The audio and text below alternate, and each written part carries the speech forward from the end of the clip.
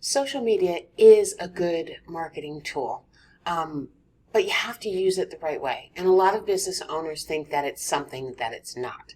So what I'm going to go over today in this video is why email is a better choice for lead generation than social media to market your business, how to leverage social media to get more people onto your email list, and then the platforms, the social media platforms you can do this on, which today I'm going to cover YouTube, Instagram, TikTok, Twitter, LinkedIn, and a little bit of Facebook. So if I'm not going to cover a platform that you're using today, leave a comment in the video notes below, and I'll create a short for you and let you know what it looks like. Okay, so before we get into the how, let's talk about the why, right? Why am I talking about email first before social media? So let's talk about what their primary marketing tactic or objective is. So social media's objectives, right? Their best practices, their best use is first as an awareness tool, and then second, maybe third, as a lead generation tool, meaning other things like email marketing and search engine optimization are more primary lead generation tools. It's easier to get leads from those than it is from social media. So it's not impossible to get leads from social media, but you get more awareness first from it. And here's a bit of why. So let's say you have your email audience is 100 people and your social media audience is 100 people. When you send an email, that email, barring technical issues or gatekeepers, will get into the inbox. And then that user gets the choice of whether or not they want to consume the content. Social media is very, very different. You have those 100 followers and you put a post out. And that post is only going to be shown to less than 1%, 1%, and if you're really, really lucky, 2% of your audience, meaning like 10 people, are going to have the option to consume it. The rest don't even know it exists. And so you need to create a lot more content, more often, more frequently, to even try to get the same type of coverage that you would in email, and to get that traction. The other thing that I like about email is when you decide what your platform is going to be, you sign up for a subscription to that platform, and you probably are going to be paying something for it. They may have a free version, but they limit your ability to use certain features, and it's a trade-off that you decide to make, but it's subscription-based. The two that I am an advocate of that I like is MailChimp and Constant Contact, so that's what you're going to see me referencing today. Both of those are the same way. MailChimp does have a free version, Constant Contact does not, but either way, you're their customer. With social media, these platforms are free by design, but they're their platforms, right? You're just a person that has an account on that platform. And because the only way they're making revenue is not from your subscription, they don't have to try to keep you happy. They can do things like change rules, make different decisions, throttle how they show your content, because they want it to be in the best interest of the platform and of the advertisers, right? Because that's who's paying them, is the advertisers. So not the person that's trying to create organic awareness of their business, but those that are paying for digital ads. So they have the choice to shut your account down for no reason. They don't have to give you a mechanism to appeal that decision. They can make it final. I've seen those messages where it comes up, it's like, we've shut you down, we see this weird stuff. You cannot appeal this. There is no place you can do this. They're very blunt about that now, because they don't give you telephone numbers, email addresses, chats, anything to appeal that. Where if something like that happens on your email platform, and it's usually only if you're violating a policy that could cause the platform to come under legal ramifications, like spam, they're at least going to give you a recourse, and they walk you through that. It's like, we feel like you violated a policy. If you think this is not true, fill out this form, give us these things, and we will let you know in 3 to 5 days. Like, it's a process. They give you some type of way to correct the mistake. And so that's really the big difference. One you own and you're the customer making the payment, creating their livelihood in a sense. And then the other is, unless you're the digital advertiser, they really aren't trying to keep you happy.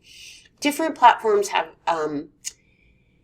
different, I see the way that they handle things differently. Some are better than others, but they all have that same undertone of, we can shut you down if we don't like your content. Which in the case of email, that's not going to happen, unless, again, it violates some type of legal thing. The last thing is that the analytics in email are so much better, like 150% better. So on a social platform, you can see your total number of followers. You can see that a certain percentage of them watched, viewed, engaged, but you don't know who they are. You don't know if Jane Smith is that big consumer or if it is John Doe. Unless they post a comment and you get to see their name and you can go look at their profile, but they don't even give you the list or the details of that. You can't easily consume that information. Where on the email platforms, because you know the person's name, they've signed up, you have their email address, you get to see what emails were sent to them, if it hit their inbox, if they opened it, how many times they opened it, did they click on something, what did they click on, and then how many times did they click on it per user on your list, which is pretty cool. And then over time, as you're constantly sending emails out, you get to develop this profile of this person. How many of the emails did they open? How many do they keep clicking on the same thing? This data is invaluable to help you understand your audience, like who they are and what they like, so that you can create the kind of content that they want in a way that they want to consume it. So if you do 5 different emails and in one of them you send a video and the others were just text-based, but the video email was opened 3 times more and people watched it versus they didn't click through to an article, you know your kind of audience wants to see more video. Okay, so that is why I made the video today, is because I really want you to understand the difference between social media and email. Now, you can use social media to get people to your email list, and that's really what I'm going to show you how this process works today. So the first thing that I want you to do is create a sign-up landing page, and that is going to go everywhere. Here's my landing page, and I'm going to walk you through best practices in a minute.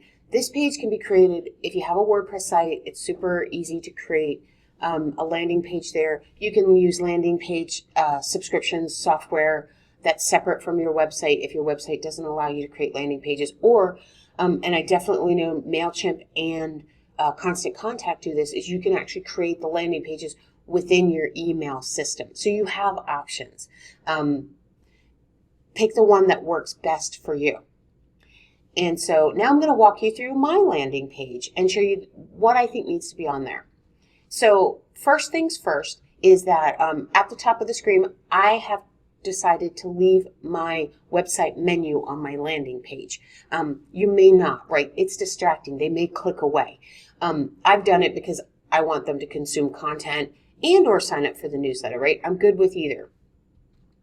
So I have an image at the top. I've labeled it Education in Your Inbox. That's the name of my newsletter. And then next comes the request. Sign up for the newsletter. Here's what you're going to get. And then I'm actually showing some pictures of the content that's going to be in the newsletter. For me, I put all my content on the actual site itself every time it's posted. So these change with how often things get posted on the site. So it refreshes in case people come back.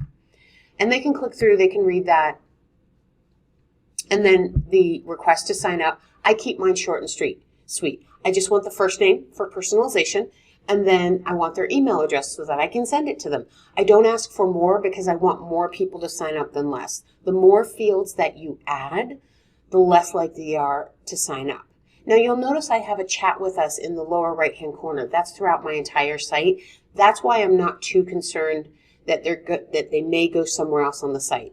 There are sign-up forms everywhere on the site, as well as if you click on chat with us, it asks you to sign up for the newsletter as well. So I'm pretty well covered here, but you may not have all of that, and that may be why you don't want to create things that they will click away to and get away from the sign up.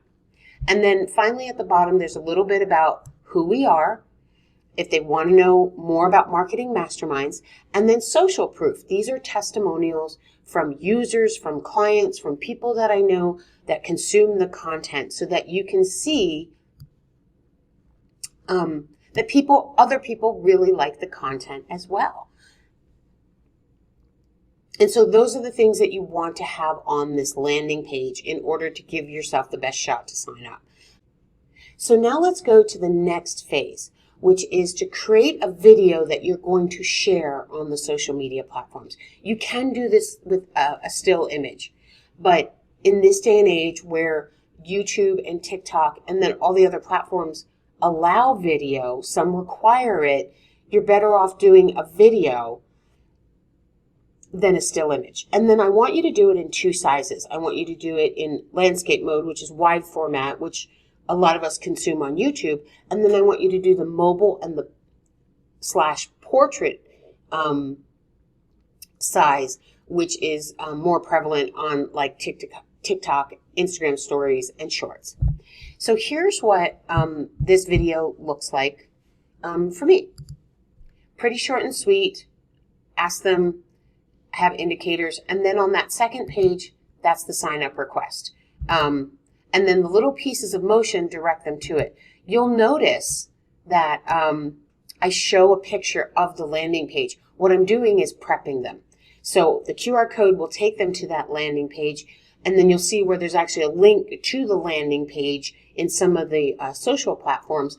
But at least in the video, they get to see the landing page before they see it, so that they're already familiar with what they're going to see. That familiarity is going to hopefully make them more comfortable to do the sign up. And then here's what it looks like in the mobile portrait. Same content, same indicators, QR code, little bit of zigzag to kind of point things out. It's just in a different format. This is not extremely difficult to do. I did this in Canva. It's a tool that I do recommend for non-graphic designers because they have templates for both. A standard with a standard wide format video and a mobile format video, specifically for TikTok and Instagram and all those others. And then a great feature within Canva is that you can create the first version, and then it'll ask you to create, you can then create a different size of that same one. It's going to give you the size there. You move things around a little bit and you're done. So it automatically puts your content there. You can see that the content is exactly the same on both frames of this video. They're just in different places. And so I use Canva to do that. Okay, so now that we have our landing page and our videos, let's go ahead and take a look at how this looks like on your social platforms and where to put them. And so I'm going to start with YouTube. So you can see here on YouTube, the first thing I did is I made this, I uploaded the video to YouTube and I made it my feature video. So when you come to my channel, it is the first thing you see on the homepage, and then it auto plays. You see the description, you see the link, the QR code is there. I really, really like that they allow you to have these featured videos. Now, it is also in the right-hand corner of the channel art as one of the links, but that's really difficult to see. And so I like putting it in both places. And I believe I also put it in the About section as well, like any place someone's going to look for you at. The other thing you can do is, now that this video is on your channel, is on one of your other videos, you can use it as part of your end screen, or you can have it come up as a card during the video to subscribe to the newsletter and put it up there. Now you'll notice that it stands out because of that orange. That was actually by design. My brand for Marketing Mastermind are these subtle colors, those blues, those greens, and then that little pop of orange. You'll see it in some of the other videos here. The orange is my accent color. And so what I did is I changed it for this to make that accent color extremely prominent so that it stands out. And you'll see that throughout all of the different platforms, is that you see my regular content and then you see this pop of orange that stands out. And so look at your brand, whatever your accent color is. I do recommend that you probably make that a little more bold and stand out in this video, because again, it's the call to action. You want someone to do something with that. You want them to look at it. Okay, so next is Instagram. So Instagram, they don't give you a whole lot of bells and whistles in your home screen. So I put it in the description to sign up for the newsletter. As well as for a business account, they give you a sign up button. They give you a button that you can customize. But then, like, what are you signing up for? You know, are you signing up for a subscription, a newsletter? So it's there. I don't anticipate a lot of people using that unless they're just curious. I think the best one here out of all three, the link, the sign up button, is that I posted the video and then I was able to pin that video to the top left of the feed. And so you can, if you take a look, you'll see the pin there.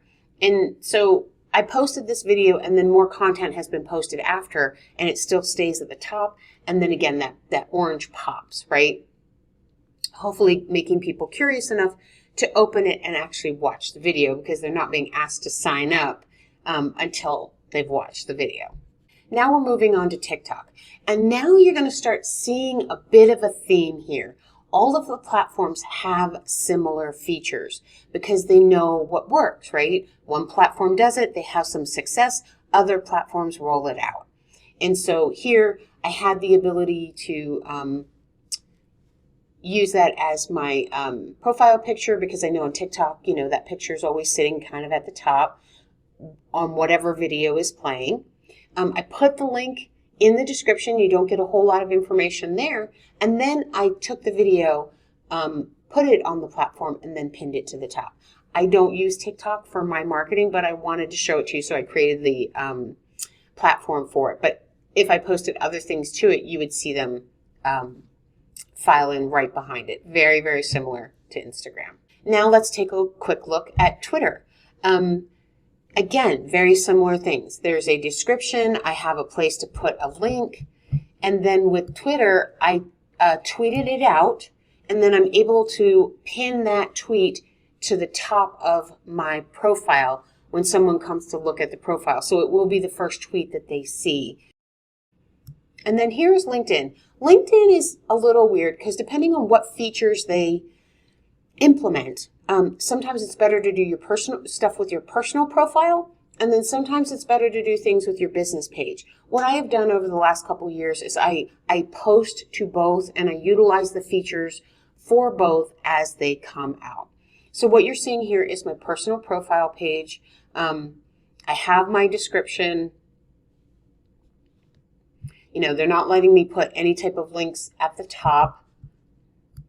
But then as you scroll down, and I have a creator page, you're able to now designate yourself as a creator on LinkedIn.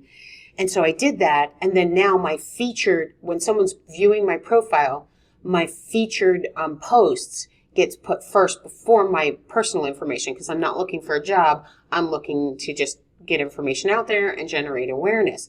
And what's nice about featured is that you get to pick the content that goes in there out of all of your posts. So instead of just being able to take one and pin it to the top, this is like pinning your top 5 to the top. And so I pinned the newsletter call out, but then I showed like one of my YouTube videos and then one of my video-based podcast episodes as well. So they can kind of get a feel for the different type of content that is there. Now, on the business profile page, I'm actually able to pin a post to the top. So this is why I utilize both, because not everybody's going to follow your business page that's following your personal and vice versa. So LinkedIn's one of those ones where you want to kind of like split the difference and do both. And finally, now we have Facebook. So I am showing you Facebook, but there is a huge caveat. I've been on Facebook forever. I have quite a few different business pages there. One is the Income Brand business page that's been around for a very, very long time. And there were things I was able to do there over the years that are still there that for some reason I can't make work now on my newer Marketing Masterminds page. And I think it's because they changed the way you access your business pages. I think 3 to 6 months ago, they changed it where you actually, in order for you to edit a page, you have to go in as the page as that profile, similar to YouTube. It used to be that, I was Audrey, I was an admin of this page, and I could do whatever I want to it as Audrey. Now I have to go in as Marketing Masterminds to make the edits, and these edits are not working. I think the features broke. So I would say if you really want to do Facebook, go for it. Try to implement these, but realize the reason it may not work is that the feature's broken, not that you're doing anything wrong. So you can put a button at the top where mine says promote. You have the ability to edit and choose, and you can put a newsletter sign up button there that links to the landing page, which I think is good. I think the better thing is that Facebook has a featured section as well. You can decide what's featured there. My video is there. It does not autoplay. And then the other thing that I was trying to do was pin it to the top of my posts. Now, you can come down and see, and I show you here, like I go into edit mode, and you can see it's saying unpin the post, meaning the post is pinned, but it's not pinned. It's sitting down below these other posts that are actually newer. So the pinned post feature at this moment in time is broken, at least for me on this particular channel. I have pinned posts on other channels, and they seem to be working fine. So this is kind of like the nature of Facebook today and the frustration that ensues with them. Okay, so those are the major platforms. The last tip that I have for you is that this is a call to action series. Your call to action doesn't have to be email newsletter sign up. It should be some type of secondary call to action, not your primary. Maybe you're running a webinar. Maybe you're going to an event that you want people to show up at or to sign up for. Maybe you're a guest speaker. You can use the same process, landing page, video, posted everywhere, to do the same thing, right? To get them to sign up, to get them to go back to that landing page to take action. Because if they sign up for an event, you can always push them into your newsletter. So think about what you want them to do and how that works with your marketing initiatives and your marketing goals. But this is the process, and I think this is the best way to use social media. Get that awareness where you can, and then get them off the platform and into something where you can have a long-term relationship with them over time, regardless of what the platforms do. Okay, so did I miss your platform? Is there another platform out there that you're using? Put it in the comments. Let me see. I'll create a video and I'll show you what this all looks like on that particular platform so that you can go ahead and do it yourself. Alrighty. Thanks so much. Have a great day.